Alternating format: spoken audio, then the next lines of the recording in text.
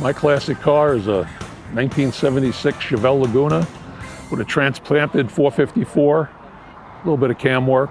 It's got factory air conditioning. Motor's been out of the car and completely redone. A 5-speed Tremec and a 430 rear. And it's got a 70 color on it from a Chevelle, mist green. And I love the car. Runs out pretty well.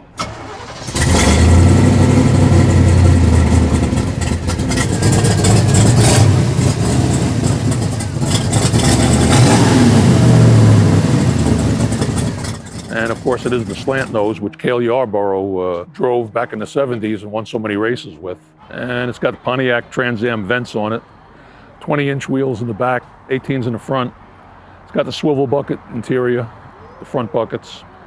And of course it has a lot of custom touches. It's basically a RestoMod, has a custom spoiler in the back. And this is the trunk area I carry all my stuff with.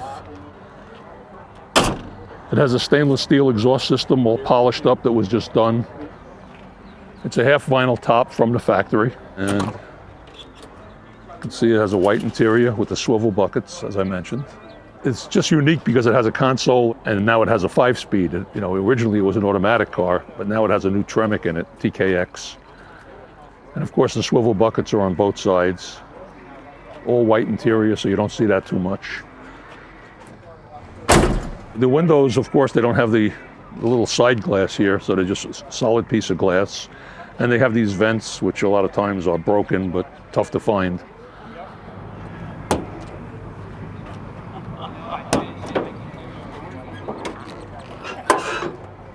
This was a 350 original, and of course it's got a 454, but the last year for the 454 in this car was in 75, so this is a transplant. I didn't change it. It was like this when I got it. I mean, I did a bunch of stuff to it, like the cam and stuff like that, and changed the distributors, and because it never ends with a car like this. You know, you're constantly upgrading and changing things, and it's all cammed up now, so it's sounded pretty good. Of course, I have power brakes and power steering, and it's got factory air in it. Car runs beautiful. I was driving 75 today. That Tremec with the overdrive. You can cruise at whatever speed you want. It runs great. Even with the 430s in it, runs perfect.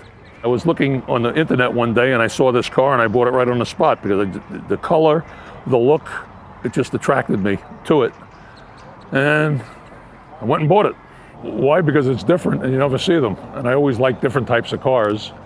I had a 73 Chevelle like this that was on the cover of Hemmings Muscle Machines, and I think it was September of 04, issue number 12. Basically the same car, but this has got the slant nose on it. 75, they came out with that nose. So it's a little bit different than the Lagunas that came out in 73. And this was the last year for the Laguna. Well, they built 9,100 of them, Lagunas, that year, but this, in a lot of ways, this doesn't look like a Laguna anymore because the stripes have been removed and the Trans Am vents were put on the side. The spoiler was put in the back. They had a custom bumper made in the back for the exhaust and everything. So it's a Laguna, but it's more of a RestoMod than it is a Laguna at this point. The mileage on the car after the restoration is probably about 2,000 miles. Mostly driven back and forth to a couple of shows and, of course, getting things fixed like the cam and different things in the rear. I used to be able to do that stuff, but I can't do it anymore, so I just pay at this point.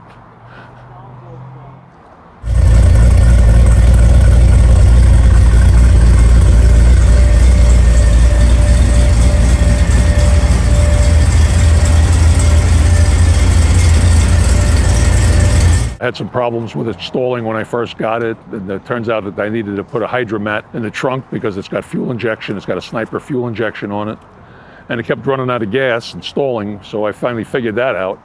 I had it dyno tuned a couple times. Nobody could figure out what was wrong with it, and one night it hit me that maybe it's just not getting gas. And on the dyno, the car is stationary, so you know, they didn't have the problem. But as soon as you get on and you give it gas, all the gas goes to the back of the tank.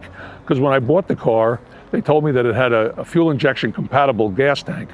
Well, what I found out was they don't make a fuel injection compatible gas tank. So there was my problem. So once they put the hydromat in the car, it ran fine, and it continues to run fine. And then I had the cam put in it, and I'm thinking about putting a Pro Charger on it in a couple of weeks. Give it a little more power, not to race it or anything, just to because I just think it's cool. And I'm not getting any younger, so I want to relive in my old days. My first car that I bought brand new was a '66 Chevelle. Matter of fact, next month it's going to be 60 years that I bought the car. And just a Chevelle guy all the time. I had a lot of them. And I sort of love this. I love the color. I love what it looks like. I love the body style. Most people loved up to 72, but for some reason, 73 and up always caught my eye. And that's why I have the car. It's the second body style I've had like this, and I enjoy it. It's a great driver, great looker. I just love the car. Most people love it because they've never seen one. Most people don't even have any idea what it is. And the people that do, just say they never saw one in this configuration, with the Pontiac side vents and the customization with the rear spoiler and such. So it's an eye catcher, and a lot of people love it.